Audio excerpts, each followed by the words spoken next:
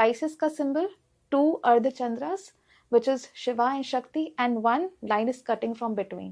उसके अंदर से एक ऊर्जा जन्म लेती है, वो है योनि।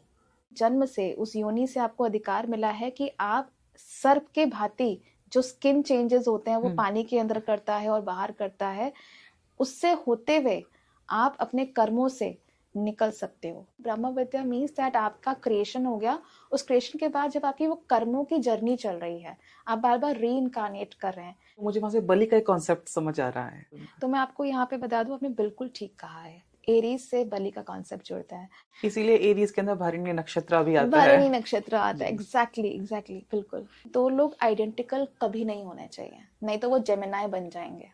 आपको बनना है लिब्रा। तो आपका गृहस्थ जीवन कब अच्छा चलता है? जब आप अपने इंडिविजुअल सेल्फ को समझते हैं, यानी आप अपने अद्वैत को समझते हैं, और उस अद्वैत के समझने से आपका डुअलिज्म, आपका द्वैत अच्छा चलता है। ओम शिव काली। मैं डॉक्टर नैना चंद्रा। मैं कीर्ति दीवान।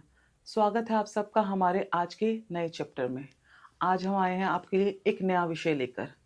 आज तक आपने एस्ट्रोलॉजी में साइन को एक डिफरेंट तरीके से पढ़ा होगा, लेकिन आज हम एक नए तरीके से जानेंगे इसे। मैम बताएं, आज हम क्या से जानेंगे इन साइन को? 12 राशि, जैसा कि हम मोस्टली उनको एज अ कैरेक्टरिस्टिक्स ही पढ़ते आए हैं कि हर एक राशि के क्या कैरेक्टरिस्टिक्स होते हैं, बट राशिज जो हैं वो बहुत डेप्थ में है। राशिज हमें उन जगहों से कनेक्ट करती हैं जहाँ से हमारे शास्त्र जुड़े हुए हैं। इसको आज हम अद्वैत वेदांता के अंदर के जो प्रिंसिपल्स है, ब्रह्म विद्या, परा ब्रह्म विद्या, इससे जानेंगे। साथ ही साथ शैव एंड शक्ता के प्रैक्टिसेस को मिक्स करके हम जानेंगे कि साइंस क्या क्या चीजें बता सकते हैं आपको। मैम, अद्वैत वेदांता के अंदर हम ब्रह्म विद्या और परा ब्रह्म विद्या को कैसे ले सकते हैं, ये कैसे जान सकते हैं अच्छे से? ब्रह्म विद्या, सबसे पहले ब्रह्म शब्द से मैं हमेशा स्टार्ट करती हूँ कि ब्रह्मा शब्द हम वैसे जानते हैं, ट्रिनिटी से हम ब्रह्म शब्द को जानते हैं कि ब्रह्म देव, जिनको हम क्रिएटर पे रखते हैं। सो ब्रह्म विद्या भी क्रिएशन की विद्या है। और जब भी क्रिएशन की बात होती है तो क्रिएशन के लिए ना डुअलिज्म आ जाता है। मीन्स वहां पे दो आत्मा का मिलन होना चाहिए। There should be two Shiva and Shakti to do the creation. So इसलिए जो ब्रह्म विद्या है वो शिव और शक्ति से जुड़ी हुई है, वो दो आत्मा से जुड़ी हुई है, या आप आत्मा ना बोले तो 2 फोर्सेस से जुड़ी हुई हैं, जिनके वजह से ब्रह्म विद्या बनती है। सो इट्स अ विद्या जहाँ पे हम क्रिएशन की बात कर रहे हैं, और उस क्रिएशन से जो आगे मैनिफेस्टेशंस होते जा रहे हैं, यानी री इनकारनेशंस होते हैं, क्योंकि हर री इनकारनेशन पे एक बर्थ हो रहा है जो कि क्रिएशन से जुड़ा हुआ है। तो ब्रह्म विद्या जो है वो री इनकारनेटिंग विद्या भी है, जो कि आपके कर्मों से भी जुड़ी हुई है। कर्मा थ्योरी जो हम करते हैं कि जो law of action and effect होता है, उससे ये ब्रह्म विद्या जुड़ी हुई है। तो ब्रह्म विद्या के अंदर भी कुछ सब कॉन्सेप्ट्स आते हैं विद्या के, जिनको हम अविद्या, अपराविद्या और पराविद्या पे भी लेकर जाते हैं। वैसे ही जब हम पराब्रह्म पे जाते हैं, जब हम शब्द परा जोड़ रहे हैं, तो इसका मतलब है कि वो ब्रह्म से पहले की बात कर रहा है, यानी क्रिएशन से पहले वो एरिया जहाँ पे चीजें अनमैनिफेस्टेड फॉर्म में, क्योंकि क्रिएशन मतलब कि उसका नेक्स्ट स्टेज होता है मैनिफेस्टेशन। जब क्रिएशन का प्रोसेस हो रहा है तो उसके बाद मैनिफेस्टेशन हो जाएगा। तो पराब्रह्म का मतलब है before the creation, something which is in the unmanifested form, मतलब कि डुअलिज्म नहीं है, वो नॉन डुअल है, अद्वैत है। So Parabrahma is the actual Advaita. But Advaita जब हम पढ़ते हैं तो हमें स्टार्ट ब्राह्मण विद्या से ही करना पड़ता है। इसलिए सब कहते हैं कि आप अपने ब्राह्मण में आइए। हाईएस्ट इज द ब्राह्मण, मतलब कि आप अपने उस सोर्स पर आइए जब आपका क्रिएशन स्टार्ट हुआ था। जब आप वहां तक पहुंचते हैं तो आप अपने कर्मों के चक्रों को भी समझ जाते हैं, आप अपने रीजंस को समझ जाते हैं कि that why you are reincarnating, what has been your karma in each birth and how this has become a pattern. तो इससे जुड़ता है। अब जैसा मैंने कहा कि इसके अंदर 3 टाइप्स ऑफ विद्यास जुड़ती हैं, दैट इज अविद्या, अपरा विद्या एंड पराविद्या। तो ये क्या होती हैं, इसके बारे में हमें जानना थोड़ा इम्पोर्टेंट होगा, तभी हम एक्चुअली में ब्रह्म विद्या और पराब्रह्म विद्या को समझ पाएंगे। तो जब हम ब्रह्म विद्या की पहले बात करते हैं तो ब्रह्म विद्या के अंदर अपरा, परा, तो जब आप स्टार्ट करते हैं पढ़ना, अपरा को आप ऐसा समझ सकते हैं कि दैट ये वो सारा लर्निंग है जो कि एक सोल जब बर्थ हुआ उसका, तो वो दैट फ्रॉम 1 डे जो लर्न करना शुरू करती है। इवन जब बच्चा एक वूम के अंदर उसका डेवलपमेंट स्टार्ट होता है तो वो अपरा से स्टार्ट हो जाता है। मीन्स कि बच्चा वूम के अंदर भी माँ के साउंड से सीखता है। राइट। तो और जब उसका जन्म भी हो जाता है तो फ्रॉम दैट वेरी पॉइंट जो आपकी फॉर्मल एजुकेशन हो रही हैं, आपका कॉलेज हो रहा है, आप लर्न कर रहे हो, आप अपने गोल्स बना रहे हो, मोटिव बना रहे हो कि मुझे ये कोर्स पढ़ना है, तब मुझे जॉब लेनी है, दैट ऑल इज अपरा विद्या। अपरा विद्या को हम कहते हैं ऑल दैट फॉर्मल एजुकेशन। इसको एक तरह से इम्प्योर विद्या भी माना जाता है। इम्प्योर क्यों? क्योंकि ये आप एक अपेरेंट दुनिया को देख करके सेट करते हो अपने लिए और Okay. पढ़ते हो, ठीक है। तो नेक्स्ट स्टेज अपरा का होता है परा विद्या। तो अपरा में बहुत सारी चीजें आप पढ़ लेते हो। कुछ चीजें ऐसी भी होती हैं जो कि अनवांटेड होती है, जब हम उसको अनवांटेड बोलते हैं तो वो अविद्या में चला अविद्या जाता में है। चली जाती है। ओके। जो वांटेड आई मीन जो आपकी सोल की स्टडी होती है, वो विद्या जो कि आपके आत्मन को ब्राह्मण से मिला है, वो है परा विद्या। तो जब अपरा एलिवेट करती है एक स्टेज तक, आपको हर एक चीज को अपरा से ही स्टार्ट करना पड़ेगा। इनफैक्ट आप स्पिरिचुअल स्टडीज, एस्ट्रोलॉजी, जब भी आप कोई चीज को स्टार्ट करेंगे तो आप पहले उसको लर्न करेंगे, फॉर्मली लर्न करेंगे, कोर्स ज्वाइन करेंगे, गुरु से पढ़ेंगे, तो लेंगे हमेशा अपरा के फॉर्मेट में। तो आपको लेना अपरा से पड़ेगा, प्रोसेस करना पड़ेगा और परा पे उसको ट्रांसेंड करना होगा जब वो आपके आत्मन में उतर जाती है। तो मैम हमारी ये जो राशियां हैं, जी जो हमारे जॉडिक साइन, हम इन्हें कैसे इस विद्या के साथ जोड़ सकते हैं? कैसे पता चलेगा ये भ्रम है, पराभ्रम है? जी, इसी के यही तो एक इम्पोर्टेंट पॉइंट है जो हाँ, कि मैं बताने वाली हूँ कि हर एक राशि कैसे ब्यूटीफुली ब्रह्म विद्या के अंदर इन्हीं से जुड़ी क्योंकि हुई मैं भी है। बहुत एक्साइटेड हूँ जानने के लिए कि हाँ कैसे हम जी, जान सकते हैं कि कौन सी राशियां जुड़ी हैं, क्योंकि कहीं ना कहीं उनकी इंपॉर्टेंस चेंज हो जाएगी। बिल्कुल, हाँ जी। बिल्कुल आपका ना व्यू पॉइंट चेंज हो जाएगा। मतलब आप इसको एक नॉर्मल, हम जब बर्थ चार्ट ट्रीट करते हैं तो हम देखते हैं कि प्लैनेट्स किस किस राशि में बैठे जी। हैं। आपका वो परसेप्शन ही चेंज हो जाएगा जब आप बिल्कुल। उसको रीड करेंगे। हम्म, तो स्टार्ट करते हैं हम। बिल्कुल मैम, स्टार्ट कीजिए। फर्स्ट जी, राशि एरीज से मैम। एरीज से। सो जब हम एरीज पे आते हैं, अच्छा एक चीज और मैं यहाँ पे मेंशन कर देती हूँ कि दैट हम सारी 12 की 12 राशियां उनके सिंबल्स से सबसे ज्यादा पढ़ेंगे, बिकॉज जो सिंबल्स है यस, ना, they are yes. Very very important here. कि हर एक सिंबल, मैं उसकी बात नहीं कर रही जो एनिमल सिंबल्स हैं, मैं एक दूसरे सिंबल्स की बात कर रही हूँ जो कि उनके एक आप कह सकते हो मेटाफिजिकल जो हम सिंबल्स देखते हैं। तो हैं लेकिन लोग फोकस हाँ नहीं जी, करते। हम अपने कार्य, हम राशियों के कारक तत्व तो देखते हैं, हाँ पर जी, उनके सिंबल पे फोकस नहीं कर सिंबल पे पाते। फोकस जी नहीं मैम। करते, तो सिंबल बहुत ज्यादा यहाँ पे इंपॉर्टेंस रखेंगे समझने के लिए। सो एरीज, एरीज का सिंबल है एक वी शेप, ठीक है। एंड वी शेप होता है योनि का। वी शेप है एक डाउनवर्ड्स ट्राइंगल जो कि है माँ आदि शक्ति का। सो आपका जब जन्म होता है वो किससे होता है? आप एक माँ जो होती है अपने कोख में, अपने वूम में 9 महीना बच्चा को रखती है, एंड उसके बाद उसके योनि से उसका जन्म होता है, जो कि माँ कामाख्या भी है। एंड इससे पहले हमें जाना पड़ेगा पाइसेस पे। योनि कहाँ से आई? सबसे पहले तो ये भी समझना इंपॉर्टेंट है कि वो योनि भी कहाँ से आई, यानी एरीज कहाँ से आया। तो पाइसेस के सिंबल को समझना यहाँ पे इंपॉर्टेंट है। पाइसेस पराब्रह्म है और एरीज ब्रह्म है। मैं अगर बता दूं तो ब्रह्म विद्या एरीज में है, तो एरीज साइन जो है वो ब्रह्म विद्या के अंदर है, यानी इसके अंदर अविद्या भी है, अपरा विद्या भी है और परा विद्या पराविद्या। भी है। और परा ब्रह्म की जब हम बात करेंगे तो उसके अंदर सिर्फ परा परा विद्या, मतलब परा पे भी परा जुड़ा हुआ है, क्योंकि परा हमारी ब्रह्म विद्या में भी चलती है। तो जब परा का भी परा हो जाता है, परा भी ट्रांसेंड करके परा पे पहुंचती है, तो वो परा ब्रह्म पे रहती है, यानी पाइसेस। पाइसेस का symbol 2 अर्धचंद्रास which is Shiva and Shakti, and one line is cutting from between, which means कि ये दो dualism खत्म हो रहे हैं एंड बिकमिंग नॉन डुअल। जैसे ये कट का सिंबल लगता है, वैसे उसके अंदर से एक ऊर्जा जन्म लेती है, वो है योनि। सो उस पराब्रह्म से जन्म होता है ब्रह्म का, योनि का। इसीलिए एरीज के अंदर भरणी नक्षत्र भी आता है। भरणी नक्षत्र आता है, जी। एग्जैक्टली एग्जैक्टली, बिल्कुल। क्योंकि मैम राशियों में कहीं ना कहीं नक्षत्र की इंपॉर्टेंस ज्यादा है। हाँ जी, नक्षत्र से ही वो राशियां निकल कर आई हैं। Exactly exactly.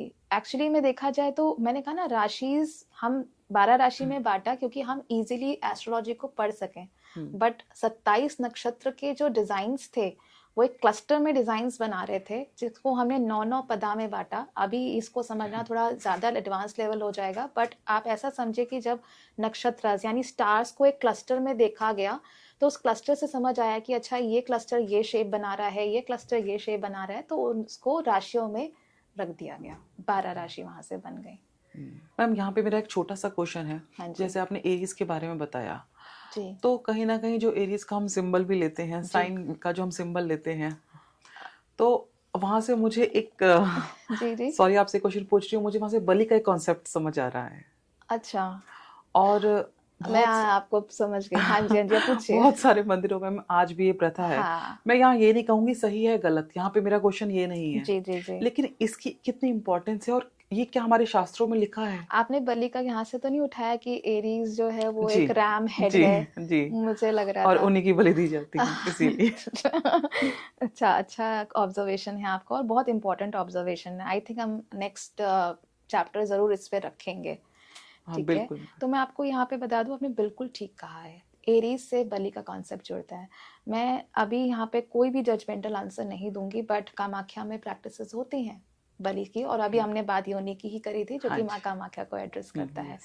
तो डेफिनेटली बलि वहाँ से जुड़ा हुआ है। अब ये सही है या गलत है, ये हम डेफिनेटली नेक्स्ट चैप्टर में जानेंगे कि ये कितना सही है कितना गलत है बलि ओवरऑल।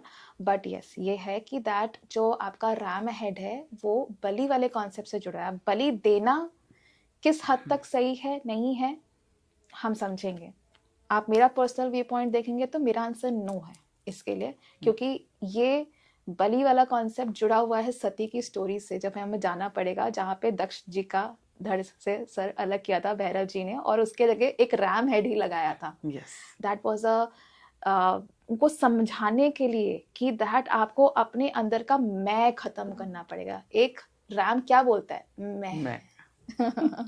सो इस वजह से ये चीज को एक सिंबलिज्म में दर्शाया गया था, बट इसको लोगों ने एक प्रथा बना दी, वो गलत है। और इसका रिलेशन मुंडमाला से इन सब चीज़ों से है जो हम समझेंगे। बट यस, ये बात सही है कि एरीज से जुड़ा हुआ है। अब हमारे नए चैप्टर का हमारे दर्शकों को बेसब्री से जी। इंतजार रहेगा। बिल्कुल। हाँ जी मैम, हाँ इसी के जी, साथ हम चलते हैं हमारी नेक्स्ट राशि पर। सेकंड राशि पे। सो सेकंड राशि जो है वो आपकी टॉरस है। टॉरस का सिंबलिज्म सबसे पहले आप देखेंगे एक सर्कल है, और सर्कल के ऊपर एक हॉर्न शेप बना हुआ है, लेकिन हॉर्न शेप को एक अर्ध चंद्र के जैसे दिखाया गया है। सो यहाँ पे मेन पॉइंट जाता है आपके उस सर्कल का। सो जब हम बात करते हैं, आप देखिए कितने सारे यंत्र, और जो मेनली एक स्टार यंत्र होता है with 2 triangles of Shiva and शक्ति, उसके बीच में भी एक बिंदु डाला जाता है, और हमारे श्री चक्र के भी बीच में भी बिंदु होता है। ये बिंदु ये टॉरस का चक्र ही है। और टॉरस राशि किसकी है? वीनस की राशि है, राइट। और यहाँ पे मून एग्जॉल्ट होता है। मून किसको दिखाता है? माँ आदि शक्ति को। दैट्स द रीजन कि ये जो सर्कल है ये वो पराब्रह्म का बिंदु है जहाँ से नाद क्रिएट हो रहा है। सो टॉरस का अगर मैं कैटेगराइजेशन डालूं तो ये ब्रह्म विद्या के अंदर ही आता है, क्योंकि यहाँ पे जो बिंदु से है वो अर्धचंद्र निकल गया, मतलब 2 हॉर्न्स निकल चुके हैं, मतलब कि बिंदु जो है वो इटसेल्फ पराब्रह्म होता है। लेकिन बिंदु से जो नाद क्रिएट हो रहा है, नाद यानी कि कॉस्मिक फ्रीक्वेंसीज, जिससे कि पूरा यूनिवर्स बना हुआ है, एक नाद की वजह से काल चक्र चल रहा है, तो वो नाद के 2 हॉर्न्स निकल रहे हैं। तो इसलिए जो टॉरस होता है वो ब्रह्म विद्या के अंदर चला जाता है, यानी उसके अंदर अविद्या भी है, पराविद्या भी है और अपराविद्या भी है। जी मैम, नाथ की आपने बात कही, तो कहीं ना कहीं ये नाथ इसीलिए श्री विद्या से भी जुड़ता है, तो उसमें भी टॉरस का इम्पोर्टेंस रोल है। इम्पोर्टेंस ऑफ वीनस है, मून यस। है, मून एक्सॉल्ट होता है यहाँ पे। श्री विद्या जो है वो कंप्लीटली फेमिनाइन डिवाइन पावर की विद्या है, और इसी वजह से, और श्री चक्र का बिंदु होता है जो मेन इम्पोर्टेंट होता है। तो उसमें टॉरस का इम्पोर्टेंस है। जी, टॉरस का इम्पोर्टेंस है।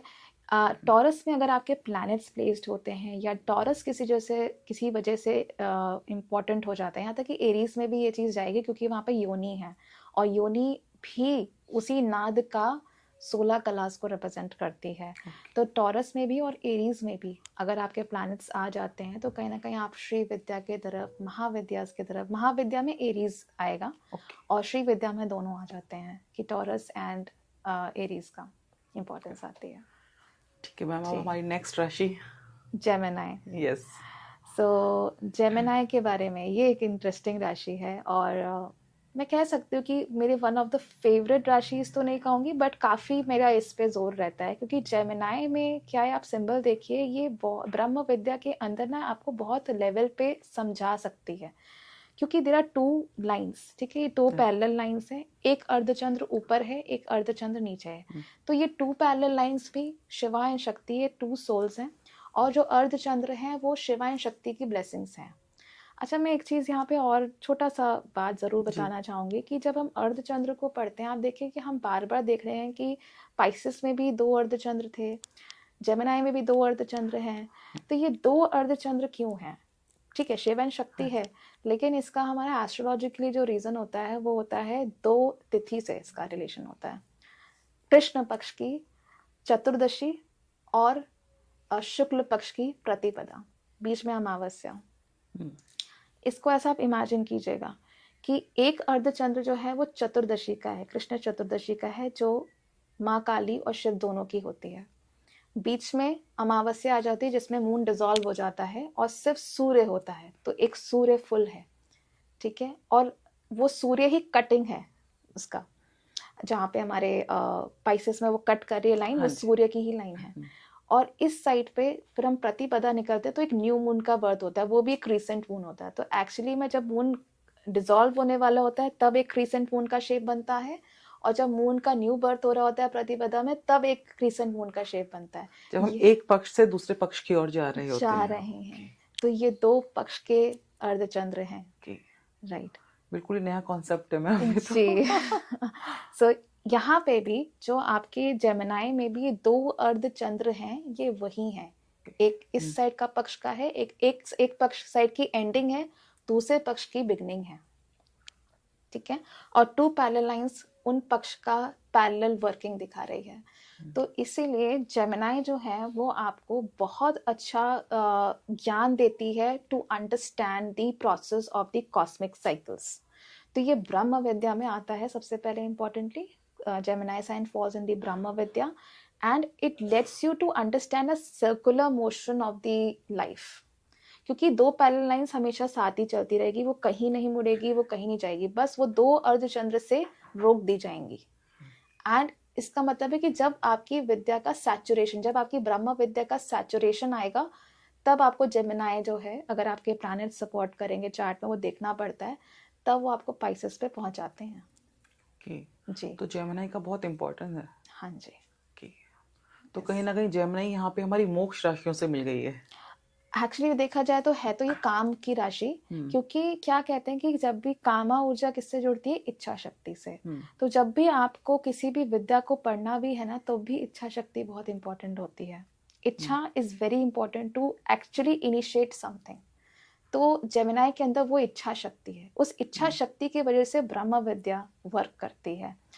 वैसे तो ये एक बहुत सेक्सुअल साइंस ही में भी आ जाता है, अगर हम स्पिरिचुअल लाइफ में देखें तो तंत्रा में सेक्सुअल तंत्रास भी होते हैं, जिसको हम मैथुना तंत्र कहते हैं। मिथुन राशि से ही बना है मैथुना तंत्र। सो मैम यहीं से एक छोटा सा क्वेश्चन है आपसे। हाँ जी, बताइए। अभी आपने जो परा और अपरा विद्या के बारे में भी बताया, हाँ जी, बहुत जगह ये होता है कि लोग कहते हैं कि इसके लिए सन्यासी इसे कर सकते हैं, गृहस्थ नहीं कर हाँ, सकते। राइट। तो आपका क्या मानना है मैम?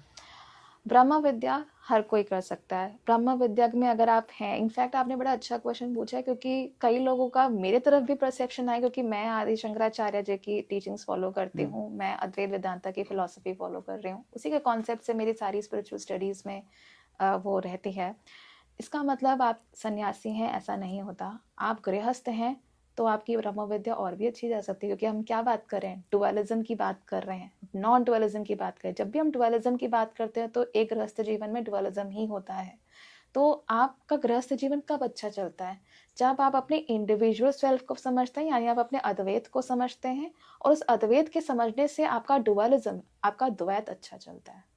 तो ये भ्रम ही है, भ्रम वो वाला भ्रम की मिसकंसेप्शन है कि दैट अगर आप एक ब्रह्म विद्या में उतर गए तो आपको संन्यास लेना है, आपको ब्रह्मचर्य फॉलो करना है, आप गृहस्थ जीवन नहीं फॉलो कर सकते, ऐसा बिल्कुल भी नहीं है। हाँ, क्योंकि मैंने बहुत जगह देखा है कि लोग जब भी कोई मैरिड वुमन इस तरह की साधनाएं वगैरह में जाती हैं या इस तरह जी, का ज्ञान ले रही होती है, तो बिल्कुल ये सोचा जाता है कि अभी सन्यासी बनने जा रही सन्यासी हैं। बनने जा रहे हैं।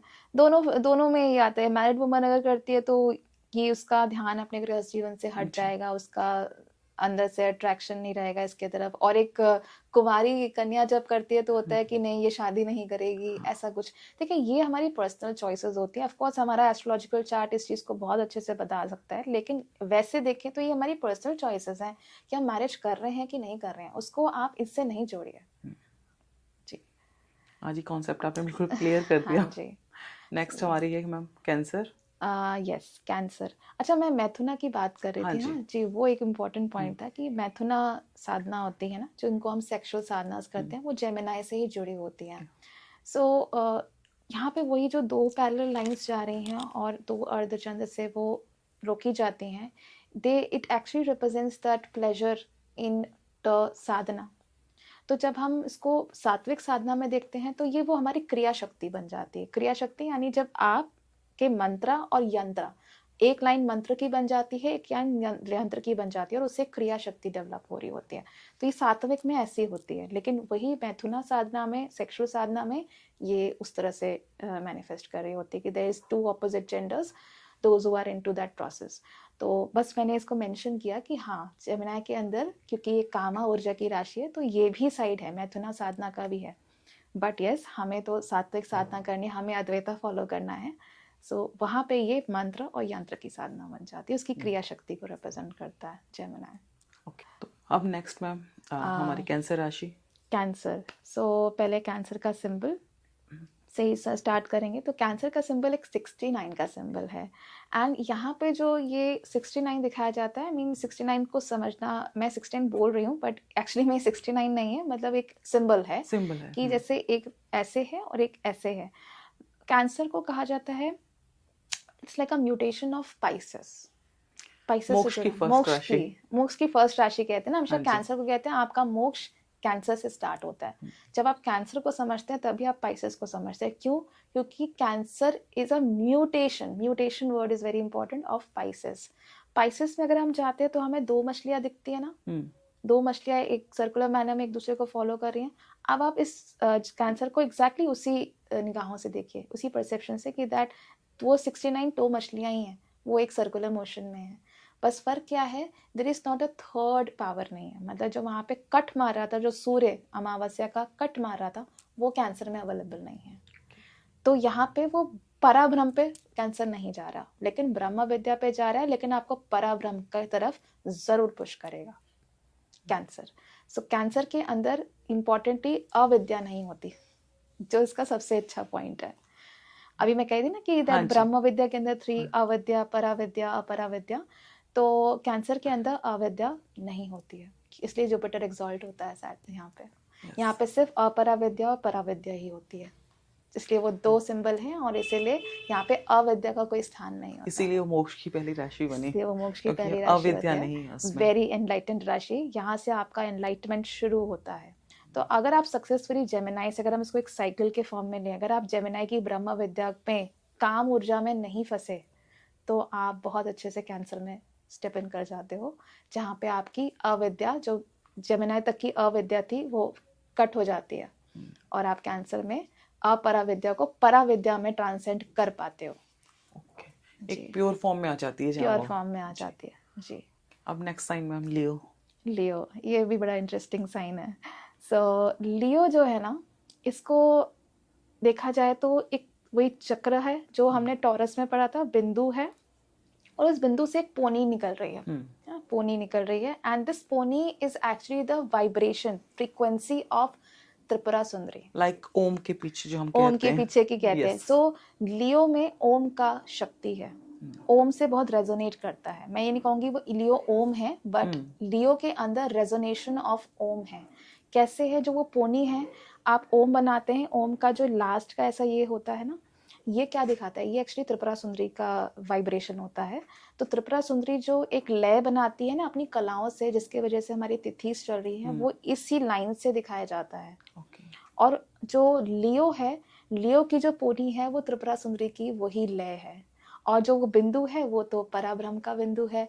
तो यहाँ पे वही बिंदु, नाद का बिंदु, और वो नाद है जो ऊपर से निकल रहा है। तो यहाँ पे टॉरस और लियो का एक कॉम्बिनेशन बन जाता है, आपस में रिलेशन बन जाता है। और अच्छी बात क्या है, लियो ब्रह्म विद्या और पराब्रह्म दोनों को रिप्रेजेंट करती है। ये राशि पे जाके आपको पराब्रह्म मिल पाता है। इसलिए देखिए ना, रीजन क्या है इसका, एक अच्छा रीजन बताऊं मैं आपको, कि जो हमारे ये होते हैं, हाँ अरे ये कुंभ के मेले, तो कुंभ के मेले में कब होता है? नासिक में और स्पेशली उज्जैन में तब होता है जबकि जुपिटर जो है वो लियो में ट्रांजिट कर रहा है, दोनों जगह पे।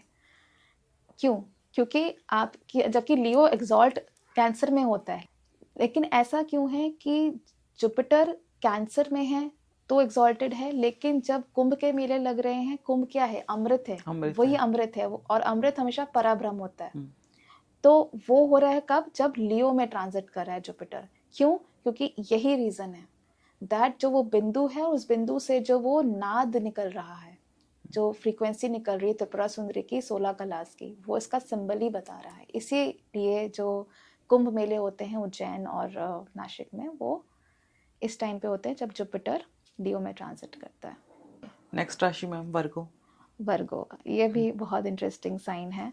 सो वर्गो में आप देखिए एक एम बनता है, और एम के बाद ना उसमें एक नॉट लग जाती है। तो ये एक अच्छी राशि भी है और एक प्रॉब्लमेटिक बात भी है। तो इसका अच्छा पॉइंट क्या होता है कि एम हमेशा एक साइकिल को दर्शाता है। इट्स लाइक 1 2 3 ऐसे ना साइकिल बन रहा है। तो मतलब जब आप ब्रह्म विद्या की, हमने स्टार्टिंग में कहा था कि ब्रह्म विद्या मीन्स दैट आपका क्रिएशन हो गया, उस क्रिएशन के बाद जब आपकी वो कर्मों की जर्नी चल रही है, आप बार बार री इनकारनेट कर रहे हैं, ये वही एम है। तो इसलिए क्या करते हैं वर्गो को कहते हैं, ये आपकी वो कष्टदायी 6th हाउस से जोड़ा कर्माज, जाता 6th है। हाउस से जोड़ा जाता है कि वो कर्माज है जो कि आपको इस लाइफ में स्ट्रगल देंगे।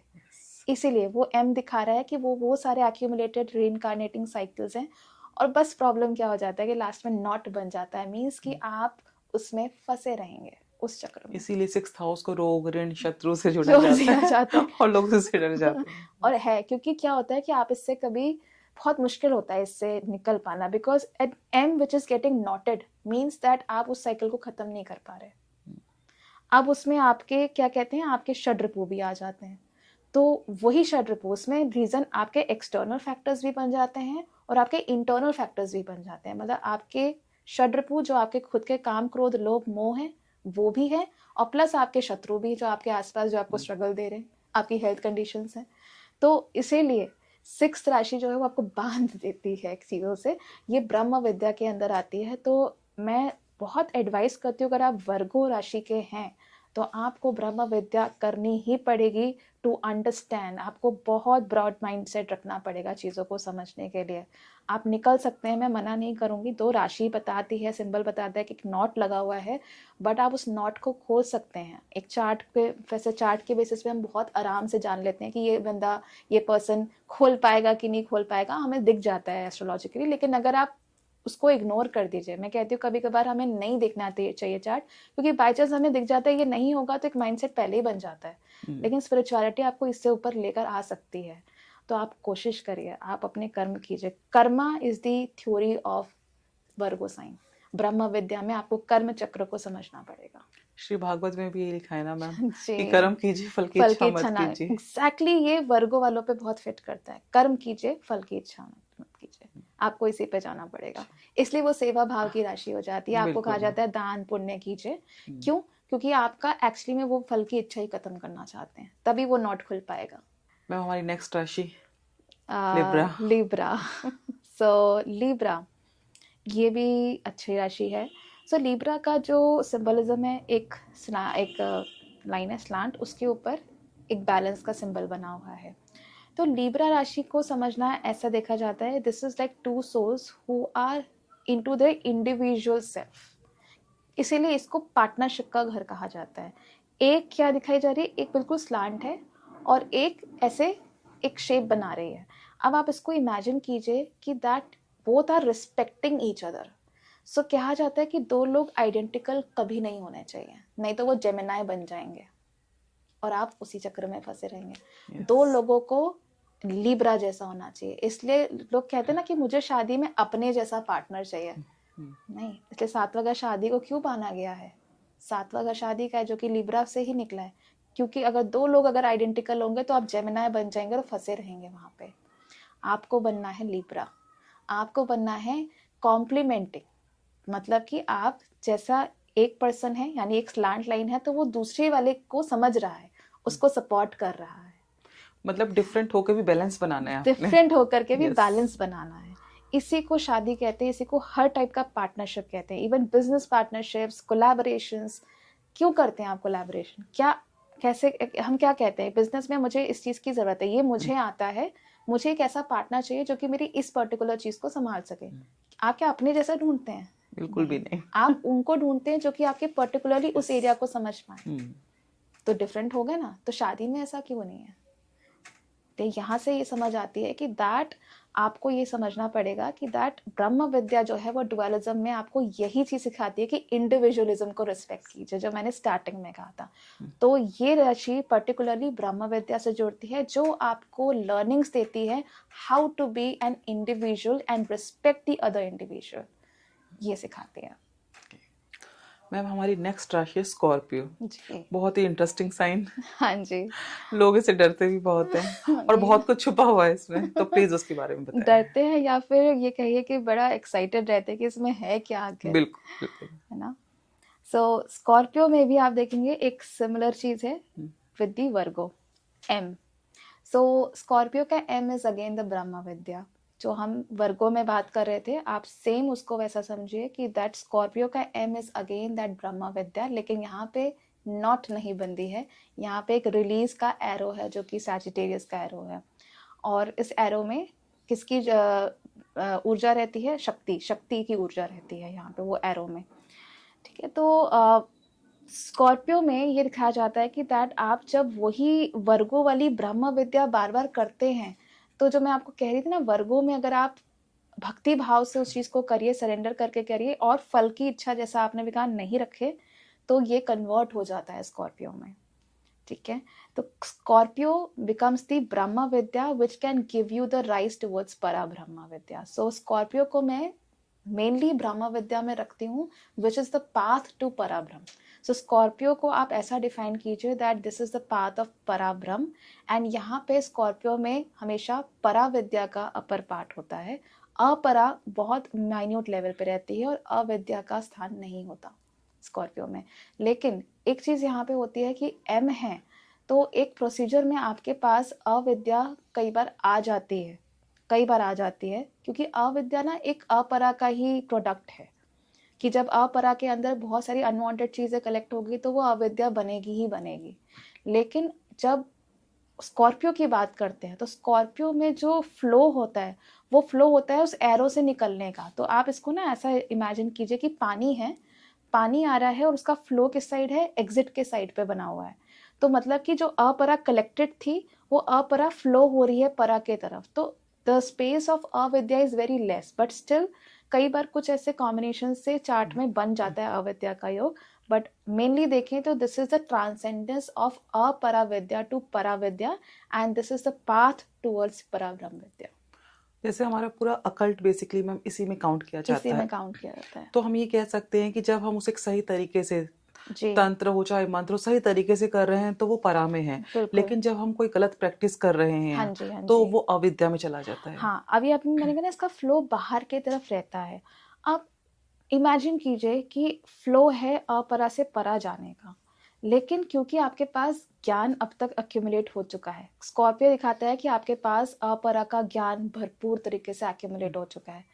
अगर बाय चांस आपने इस फ्लो को रोक दिया due to any practice, due to any लोभ मोह जो कि आ गया आपका वर्गो से, तो आप अब क्या होगा कि अगर आपने वो फ्लो रोका तो ये बन जाएगा डेथ का भाव। Scorpio is related to death and rebirth. इसलिए यहाँ पे क्या हो जाएगा, आपको कोई ना कोई सडन ट्रांसफॉर्मेशन हो जाएगा, कोई ट्रेजेडी हो जाएगी। तो कहते हैं कि इसीलिए क्या कहते हैं कि अगर बाय चांस आपके लाइफ में ट्रांसफॉर्मेशन स्कॉर्पियो कॉज भी कर रहा है तो उसको भी मत रोकिए, क्योंकि वो आपको रिलीज ही करेगा, अल्टीमेटली वो एरो पे ही लेके जाएगा। तो वो जो एम है, हमने स्टार्टिंग में कहा था ब्रह्म विद्या वही री इनकारनेशन है आपके कर्मों की वजह से। तो इसीलिए यहाँ पे हर टाइप के कर्मा एडजस्ट होते हैं, ट्रांसफॉर्म होते हैं और आपको इससे बाहर निकालते हैं। सो इसलिए ब्रह्म विद्या आपको परब्रह्म पे पुश करती है, means pushing you out from the karma chakra. So Scorpio is related to that karma chakra, उसका एग्जिट है। तो बट आपको उस एम को तो करना पड़ेगा। आपके अपरा को परा में जब कन्वर्ट किया जाता है, जितना ये सुनने में अच्छा लगता है ना कि दैट अच्छा अपरा से ट्रांसेंडेंस परा में हो रहा है, ये एक बहुत आप कह सकते हो बहुत मेहनत वाला प्रोसेस है। आपकी लाइफ में अप्स एंड डाउन्स होंगे उस टाइम पे। ट्रांसफॉर्मेशन तो मैम कोई भी इजी नहीं होता। नहीं होता है, लेकिन क्यों, मतलब हम ऐसा अपरा से परा जाने का जो ट्रांसफॉर्मेशन होता है वो यही ट्रांसेंडेंस होता है। मैं ट्रांसफॉर्मेशन कह रही हूँ जो कि ट्रांसेंडेंस के पाथ से जाता है, and the transcendence path is not that easy, it's like this am only that gives you ups and downs in the life. और आपकी खुद के अंदर भी वही वाटर है ना, सो आपके अंदर, आपके भाव के अंदर भी वही चीज हो रही होती है जी। इसी के साथ बढ़ते हैं मैम अपनी नेक्स्ट राशि सजिटेरियस, गुरु की Sagittarius। राशि। हाँ जी, तो इसका भी रिलेशन वही स्कॉर्पियो के एरो से आता है। तो once that arrow has been shooted from the Scorpio, it becomes the arrow of Sagittarius. और वो एरो का स्पीड है, मतलब जो आपका सजिटेरियस राशि है, ये दिखाता है स्पीड को। स्पीड एज इन ये वो वाला स्पीड नहीं है, गाड़ी चलाने वाला स्पीड नहीं है, it's the speed of your growth, it's the Okay. Speed of your new birth.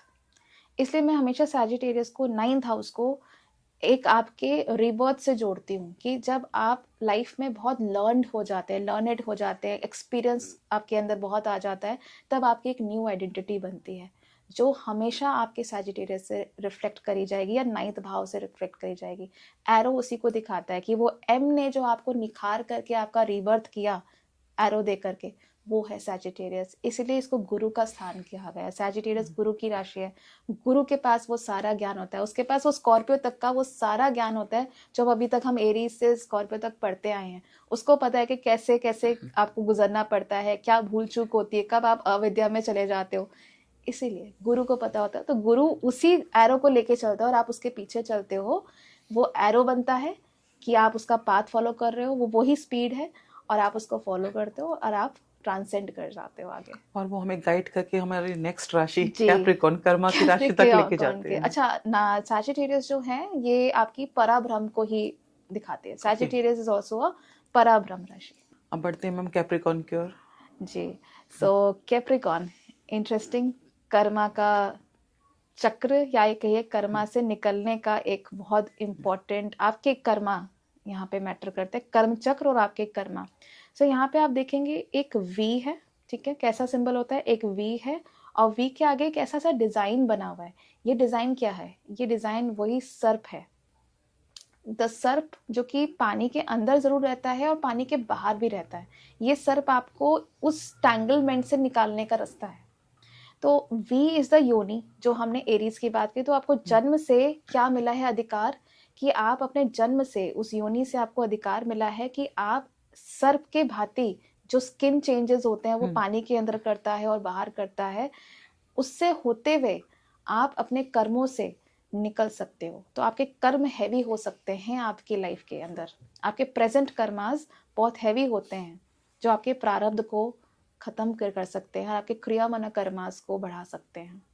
इसीलिए इसे फ्री विल भी कहते हैं। फ्री विल कहते हैं, एग्जैक्टली। कैप्रिकॉर्न, सो क्यों फ्री विल है, वो जो सर्प है वो उसी फ्री विल को दिखा रहा है कि नाउ दैट सर्प इज लाइक यू नो, उसके अंदर वो स्विम कर रहा है।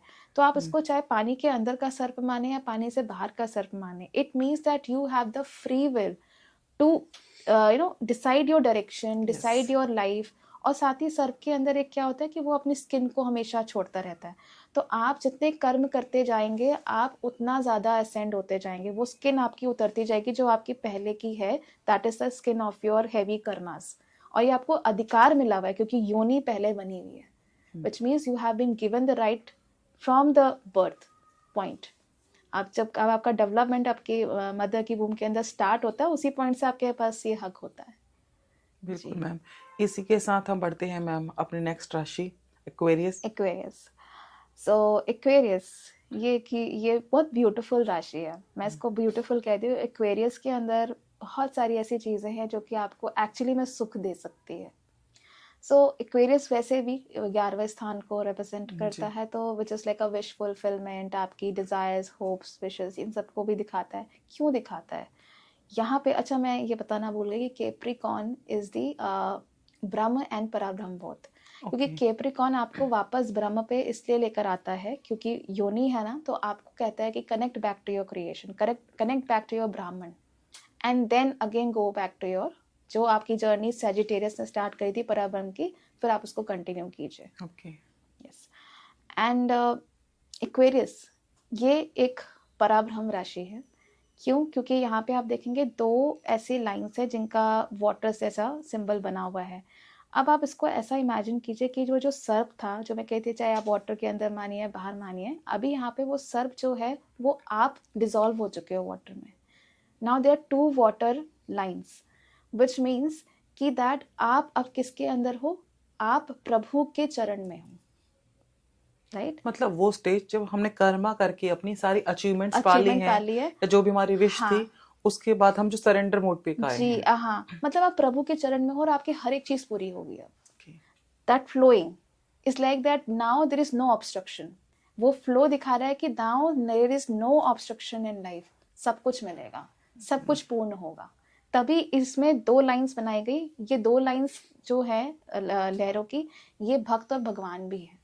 जो उसका साइन भी दिखाता है। साइन भी दिखाते हैं, हाँ, हाँ जी। जो एक मैन है, पॉट हाँ जी, पकड़ा हुआ पॉट है उसने फ्लो हो और रहा है फ्लो हो रहा वाटर है। का। वो पॉट आपके डिजायर्स हैं, जो कलेक्टेड डिजायर्स हैं, और जो मैन है वो अल्टीमेट डिवाइन है, अल्टीमेट परा ब्राह्मण है, आप उसको कह सकते हैं, वो सदाशिव है, जो उस पॉट की विशेष को आपको ग्रांट कर रहे हैं। वो जो फ्लो है वो 2 लाइन है, मतलब आपने भक्त भगवान का अंदर जो डिसोल्यूशन हुआ है आपके वो सर्प का कर्म के द्वारा, आप उससे हर चीज अचीव कर रहे हो, खुश हो रहे हो, तृप्त हो।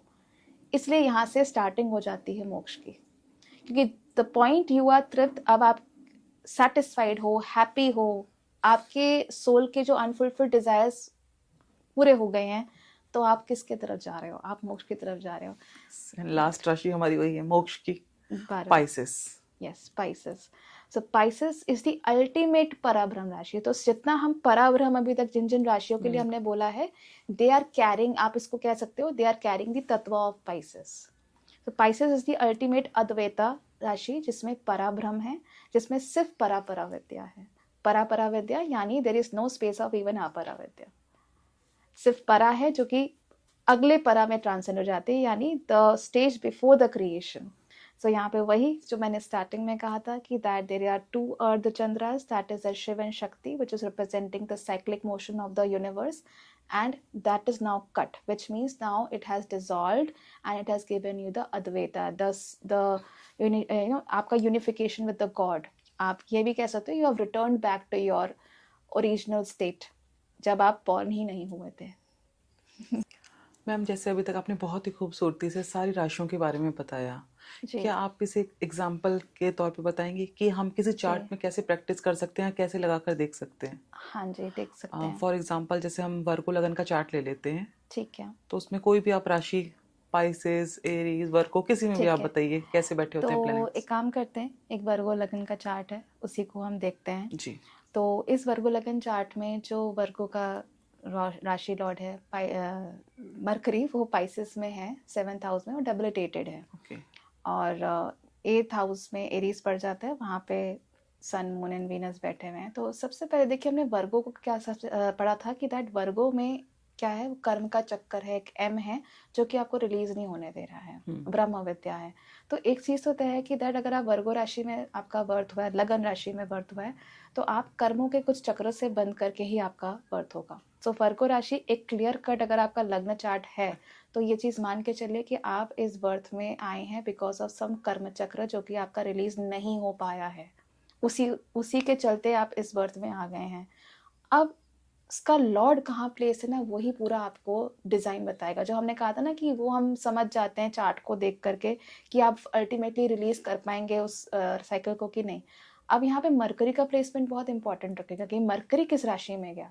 इस चार्ट में मरकरी डेबिलिटेट हो गया पाइसेस में, यानी कि जो हम बात कर रहे थे ना कि आपको सरेंडर भाव रखना पड़ेगा, फल की इच्छा नहीं रखनी पड़ेगी, और पाइसेस पराब्रह्म साइन है। It is actually the sign जहाँ से अद्वैत वेदांता एग्जैक्टली जुड़ा हुआ है। तो मतलब कि डेबिलिटेट होकर के यहाँ पे पर्सन सीख जाएगा, उस एम के जर्नी से निकल जाएगा। वो जैसी ब्रह्म विद्या में आएगा, पराब्रह्म में आएगा, तो वो रिलीज होना शुरू हो जाएगा। वो एम अब अल्टीमेटली बंधेगा नहीं, वो एम रिलीज हो जाएगा। जी। तो यहाँ पे देखा जाए तो हमें क्या समझ आया कि भले इस चार्ट में हमें समझ आ रहा है कि देयर इज लॉट ऑफ कर्म चक्र ऑफ दिस पर्सन, और जिस वजह से परेशानियां भी आएंगी, बट बिकॉज ऑफ द लगन लॉर्ड की वो पाइसेस में था और एक पराब्रह्म राशि में था जहाँ पे रिलीज हो चुका है ऑलरेडी, आप आ चुके हो अद्वैता में। इसका मतलब है कि that this person can get release from their karmas. Ma'am एक चार्ट हम और लगा लेते हैं लियो लगन का। जी। सो लियो लगन में ये एक चार्ट है जिसमें कि आप देखिए कि लियो का जो लॉर्ड सन है वो चला गया किसमें, वर्गो में, राइट, सेकंड हाउस में। और वर्गो को रूल करता है मरकरी, जिसका लॉर्ड चला गया लियो में, मतलब एक परिवर्तन योग है, राशि Okay. परिवर्तन है। सो सबसे पहले हम इसको समझते हैं कि जब लगन लॉर्ड, लियो क्या है, मैंने बोला था कि ये पराब्रह्म का साइन है, यहाँ पे आप फंसते नहीं हैं, मतलब आपकी ब्रह्म विद्या असेंड करती है। लेकिन लॉर्ड कहाँ चला गया लियो का, वो चला गया आपके वर्गों में, जो कि एक प्रॉब्लम को दर्शाता है। यानी मतलब आप कोई कर्म चक्र में फंसने के लिए आए हैं और आप फंसे हुए थे पहले, और इस जन्म में भी कहीं ना कहीं फंसेंगे किसी कर्म चक्र में। लेकिन क्योंकि यहाँ परिवर्तन आ गया तो आपकी डेस्टिनी जरूर चेंज हो गई। यानी सूर्य परिवर्तन कर लिया अपनी ही राशि से, मरकरी की वजह से।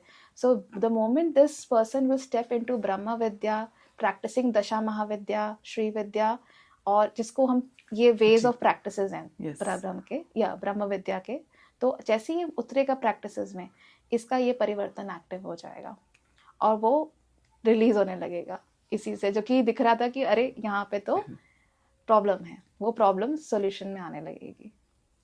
जी। बहुत ही ब्यूटीफुल तरीके से आपने समझाया है हाँ मैम जी। ये। एंड मुझे लगता है कि अब हमारे दर्शकों को भी बहुत अच्छे से समझ आया होगा कि कैसे हम अपने चार्ट पे लगाकर देख सकते हैं। अच्छा कीर्ति जी, मैं आपको यहाँ पे जी। रोकूंगी एक चीज को। जैसे अभी हमने तो एक स्टेट अवे राशि के बेसिस पे भी, मैंने कोई प्रिडिक्टिव पार्ट नहीं बताया, आप हाउसेस को भी जोड़ सकते हैं। जैसे हम यहाँ पे सेकंड हाउस की बात कर रहे जी। थे, पिछले वाली चार्ट में सेवेंथ हाउस था, सेवंथ हाउस की तो आप बात जोड़ थी। सकते हैं ये किस चीज से जुड़ा हुआ है। ओके। सेकंड हाउस किस चीज का होता है, हमारी फैमिली का, फैमिली का, असेट्स कुटुंब, का, हमारे असेट्स का, हमारी वाणी वाणी का, का। जी। राइट, खान पान का। खान पान का। जी। तो इसी से स्पेशली सेकंड हाउस जुड़ता है आपके फैमिली बैकग्राउंड का। तो आपके अंदर कोई ट्रॉमा, कोई चीज जरूर आएगी जो कि आपके फैमिली से जुड़ी होगी। The traumas will be the that karma चक्र of Virgo, the Brahma Vidya जो कि रिलीज नहीं हो पा रही है, वो होगी related to the family background, to the family, and it can also be related to the accumulation of money, क्योंकि second house accumulation of money है, और बोलने से भी related है, yes. right? And same first chart में हमने उसे सेवंथ हाउस में था हमारा ये Seventh sign, house. Virgo sign. Seventh house marriage, marriage से रिलेटेड प्रॉब्लम, मैरिज से रिलेटेड आपको बहुत बड़ी लर्निंग मिलेगी लाइफ में। मैरिज ही आपका टर्निंग पॉइंट बनेगी लाइफ में। तो कहीं ना कहीं हम इसे ऐसे भी देख सकते हैं, जहाँ ये साइन है वर्गो, जी। वो जहाँ भी हमारे चार्ट में आ रहा होगा उस हाउस से रिलेटेड। जैसे यहाँ पे एग्जाम्पल हमें जी। मिल गया था कि लियो में उसका लगना लॉर्ड वर्गों में चला गया, और फिर हमने एक वर्गो चार्ट ही ले लिया। मतलब आप जो हमने पढ़ा ना हर एक साइन के जी। बारे में, आप उसकी मीनिंग को अप्लाई कीजिए। स्पेशली आप ये समझ लीजिए कि वो साइन ब्रह्म विद्या में है या परा ब्रह्म विद्या में, ये समझना बहुत इंपॉर्टेंट, या वो इसका ट्रांजिशन रिप्रेजेंट कर रहा है। तो आप इसको अप्लाई करके समझ जाएंगे कि ये पर्टिकुलरली साइन आपको क्या दे रहा है, और उसमें अगर प्लैनेट प्लेस्ड है, अगर लगन लॉर्ड है, या वो किस हाउस का लॉर्ड है, उसको अप्लाई करके और फिर हाउस के सिग्निफिकेशंस को अप्लाई करके आप एक सिंपल स्टेटमेंट निकाल सकते हैं अपने लिए। सबसे अच्छा मैं कहती हूँ अभी आप बेसिक में स्टार्ट कीजिए लग्न से। लग्न को देखिए, क्योंकि लग्न आपका देह है कि बॉडी किस चीज़ में फंसेगी। इसमें फिर वही हमारा आ जाता है कि मून साइन भी इंपॉर्टेंट होता है, सन साइन भी होता है, लेकिन फिलहाल आप सिर्फ लग्न को देखिए, क्योंकि देखा जाए तो आपका री इनकारनेशन आपके लग्न का ही हुआ है, सोल तो इंटैक्ट है। तो जो री इनकारनेशन है वो देह का होता है, तो लगना बहुत स्ट्रांग हो जाता है। Thank you so much ma'am इस इन्फॉर्मेशन के लिए। हाँ जी। और हमारे सारे दर्शकों की जो भी कंफ्यूजन होगी इस टॉपिक पर, वो हमें डीएम कर सकते हैं। और लगन चार्ट से प्लीज़ आप सब देखिए और बताइए कि आप कौन सी विद्या से जुड़े हुए हैं। इसी के साथ हमारा आज का ये चैप्टर समाप्त होता है। आज हमने बहुत ही इंटरेस्टिंग तरीके से जाना कि हम किस तरह से राशियों को देख सकते हैं। आप ये प्रैक्टिस अपने लगन चार्ट पे कीजिए और हमें कमेंट करके बताइए आप कौन से लग्न के हैं, और हम आपको बताएंगे कि आप कौन सी विद्या से जुड़ सकते हैं। और इसी के साथ ओम ओम शिव शिव काली। काली।